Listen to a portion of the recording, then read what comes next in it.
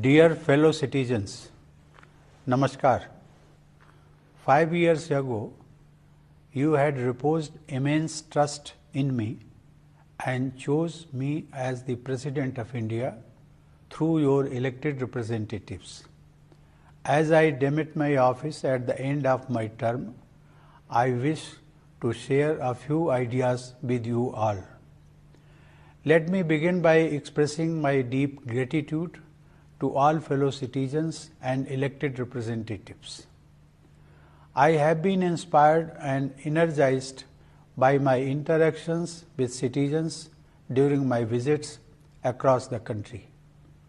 Farmers and workers from small villages, teachers shaping young minds, artists enriching our legacy, scholars investigating various facets of our country, business people creating wealth for the nation, doctors and nurses serving the people, scientists and engineers engaged in nation building, judges and advocates contributing to the justice delivery system of the country, civil servants who run the administration smoothly, our social workers actively connecting every social segment with development, preachers and masters of all sects who maintain the flow of spirituality in Indian society, you all have continuously helped me discharge my duties. In short, I received full cooperation, support and blessings from all sections of society. I will especially cherish the occasions when I had an opportunity to meet our brave Jawans of the armed forces, paramilitary forces and the police. Their patriotic zeal is as amazing as it is inspiring. During my visits abroad, whenever I spoke with members of the Indian diaspora, I found their love and concern for the homeland very touching. During investiture of civil awards, I had an opportunity to meet some of the most exceptional minds at work. With diligence and dedication, they are busy creating a better tomorrow for their fellow Indians. All these reaffirm the belief that the nation is after all composed of its citizens, and with each of you is striving to make India better and better. The nation's great future is secure. These experiences remind me of my childhood and how grand historical events shape our individual lives. When I was growing up in a small village, the nation had only recently achieved independence. There was a fresh wave of energy to rebuild the country. There were new dreams. I too had a dream that one day I would be able to participate in a meaningful way in this nation building exercise. A young boy living in a mud house could not have any idea about the highest constitutional office of the Republic. But it is the testament to the strength of India's democracy that it has created pathways to let each citizen take part in the shaping of our collective destiny. If that Ramnath Kovind from village Parong is addressing you today, it is solely thanks to the inherent power of our vibrant democratic institutions. Since I have mentioned my village, let me also add here that among the most memorable moments of my life has been visiting my home during my term and touching the feet of my teachers at Kanpur to seek their blessings.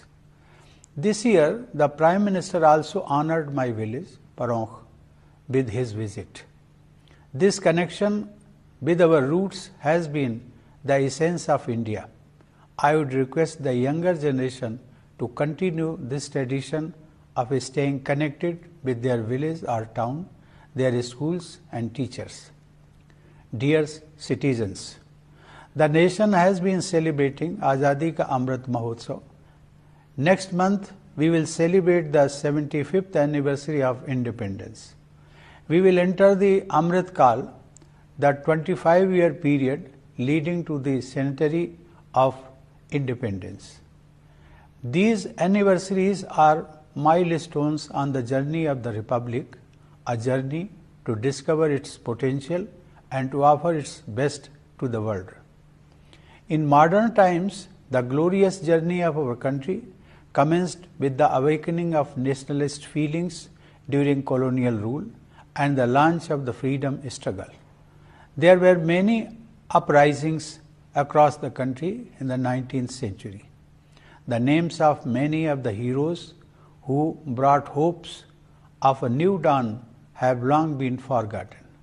Contributions of some of them have come to be appreciated only in recent times.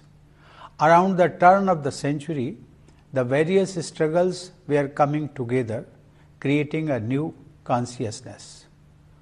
When Gandhiji returned to the motherland in 1915, the nationalist fervor was gaining momentum. I have always strongly believed that no other country has been as fortunate as India in having a galaxy of leaders, each of whom was an exceptional mind within a span of a few decades in the early 20th century. Gurudev Rabindranath Tagore, like a modern-day rishi, was at work to help us find our cultural roots again, while Babasaheb Bhimrao Ambedkar was vigorously advocating the cause of equality that was unheard of in most advanced countries. From Tilak and Gokhale to Bhagat Singh and Netaji, from Jawaharlal Nehru, Sardar Patel and Syama Prasad Mukherjee to Sarojini Naidu and Kamala Devi Chattopadhyay. Nowhere in the history of humankind have so many great minds come together for a common cause. So many more names flash across my mind, but the point I wish to make is that a diverse range of great leaders with their diverse range of ideas for an independent India had made huge sacrifices for the freedom movement. Gandhiji, of course, was the one whose transformative ideas influenced the outcome the most and who changed so many lives in the process. The formal map for the democratic path we all have been navigating was drafted by the Constituent Assembly. It included great minds from across the country, including 15 remarkable women such as Hansaben Mehta, Durgabai Deshmukh, Rajkumari Amrit Kaur and Sucheta Kripalani. The constitution they prepared, with invaluable contributions from each of them, has been our guiding beacon. Values enshrined in it have been part of the Indian ethos since time immemorial. In his concluding remarks in the Constituent Assembly before the Constitution was adopted, Dr. Ambedkar had pointed out the distinction between two kinds of democracy. He had said, "We must not be content with mere political democracy." I quote, "We must make our political democracy a social democracy as well. Political democracy cannot last unless there lies at the base of it social democracy. What does social democracy mean? It means a way of life which recognizes liberty, equality and fraternity as the principles of life. These principles of liberty, equality and fraternity are not to be treated as separate items in a trinity. They form a union of trinity in the sense that to divorce one from the other is to defeat the very purpose of democracy." Unquote. Dear fellow citizens, this trinity of ideals is lofty, noble and uplifting. They must not be mistaken for abstractions. Our history, not only of modern times but also from ancient times, reminds us that they are real, that they can be realized, and indeed have been realized in different eras. Our ancestors and founders of our modern nation exemplified the meaning of justice, liberty, equality and fraternity with hard work and an attitude of service. We only have to follow in their footsteps and keep walking. And what do such ideals mean for a common citizen today? I believe the chief goal is to help them discover the joy of living. For that, first of all, their basic necessities must be taken care of. We have indeed come a long way from the days of shortages of resources. We are working with the objective of providing better housing and access to drinking water and electricity for every family. This change has been made possible by the momentum of development and good governance which knows no discrimination. Once the basic necessities are taken care of, the next requirement is to let each citizen pursue happiness by discovering their potential and letting them do what they alone are destined to do. Here, education is the key. I believe the national education policy will go a long way in making it possible for young Indians to connect with their heritage and also find their feet in the 21st century. To let them flourish tomorrow, healthcare is essential. The pandemic has underlined the need to further improve the public healthcare infrastructure. I am glad that the government has accorded top priority to this task. Once education and healthcare are in place, economic reforms will let citizens find the best course for their lives. I firmly believe that our country is getting equipped to make the 21st century the century of India. Dear citizens, during the 5 years of my term, I have discharged my responsibilities to the best of my ability. I have been conscious of being a successor to great icons like Dr. Rajendra Prasad, Dr. S. Radhakrishnan and Dr. APJ Abdul Kalam. When I entered the Rashtrapati Bhavan, my immediate predecessor, Sri Pranab Mukherjee, also shared his wise counsel with me about my duties. Still, whenever I was in doubt, I turned to Gandhiji and his famous talisman.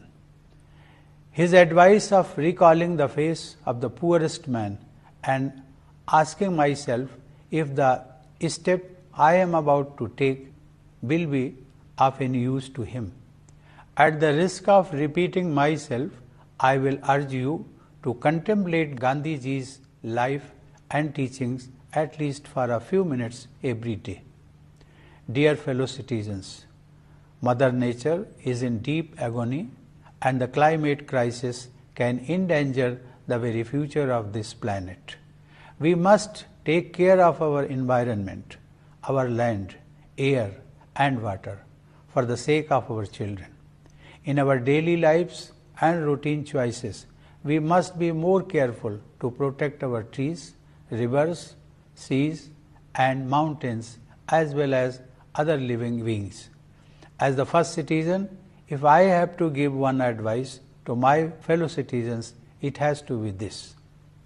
At the conclusion of my address, I once again express my heartfelt gratitude to all my fellow citizens, my salutations to Mother India, and my best wishes to all of you for a very bright future.